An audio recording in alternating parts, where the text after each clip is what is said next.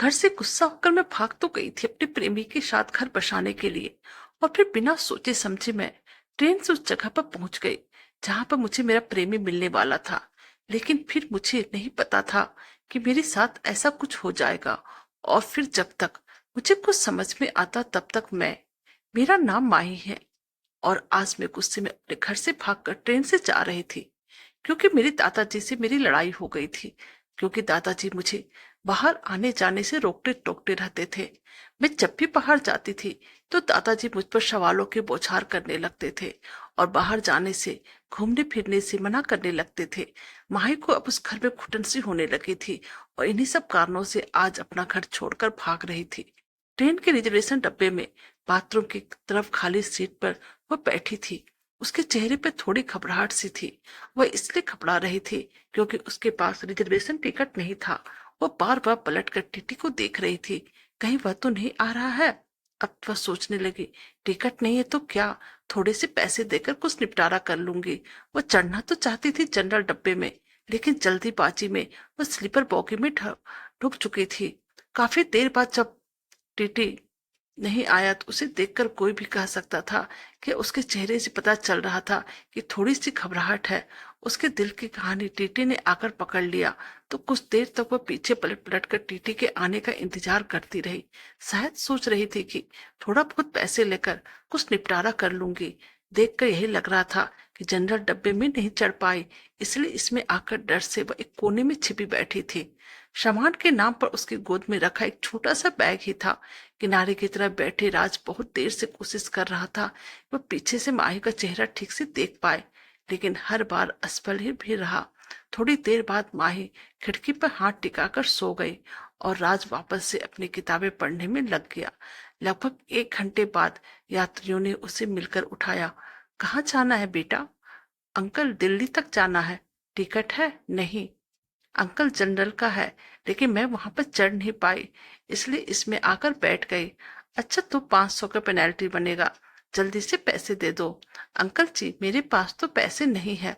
बहुत ढूंढने के बाद यह 200 ही है। यह तो गलत बात है बेटा, पेनल्टी तो भरनी पड़ेगी। माही ने रोते हुए कहा, सॉरी अंकल जी, मैं अगले स्टेशन पर जनरल डब्बे में चली जाऊंगी। मेरे पास सच में पैसे नहीं है।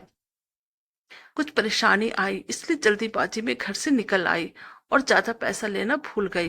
बोलते बोलते माही रोने लगी थी। टीटी ने उसे माफ कर दिया और 200 में दिल्ली तक उसे डिब्बे में बैठने की परमिशन दे दिया।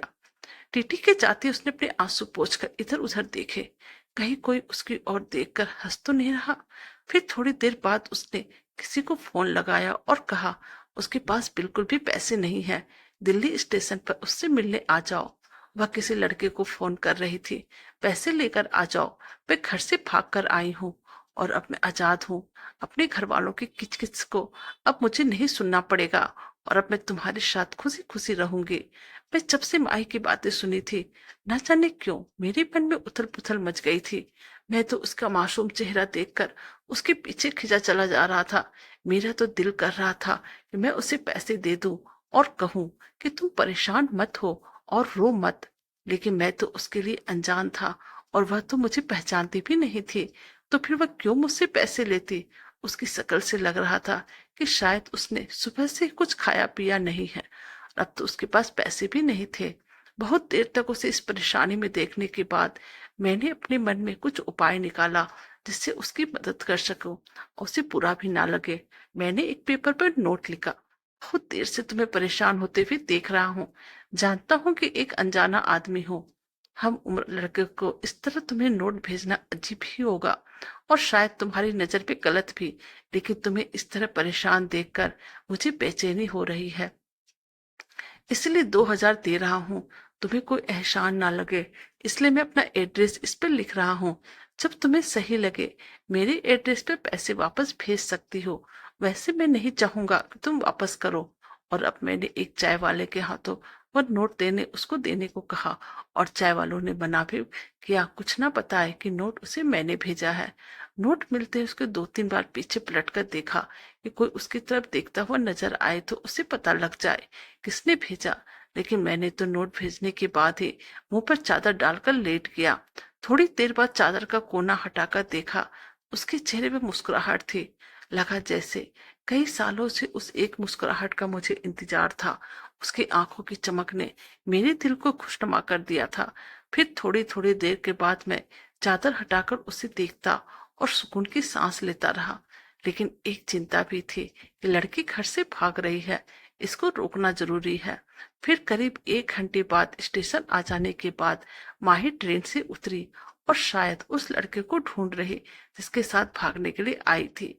अब मुझसे रहा नहीं गया, मैं भी ट्रेन से उतरकर माही के पीछे पीछे थोड़ी दूरी बनाकर चलने लगा।